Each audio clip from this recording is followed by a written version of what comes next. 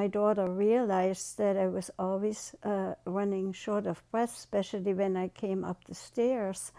And she said, you should really have your heart looked at. The cardiologist did some tests and recommended that I should have a TAVR operation to replace my aortic valve. We turned to Dr. Mako for a heart sound evaluation. After the evaluation, they recommended supplements, which I took and felt better after just 1 month.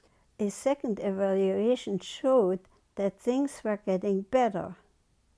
And when I went back to my cardiologist, he retested me and even he saw an improvement. Mild regurgitation went to trace and my numbers were improving. The main thing is that I felt better and I was less out of breath. They even told me to continue taking what I was taking.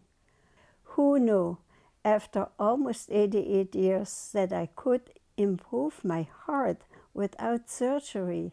That makes me very happy.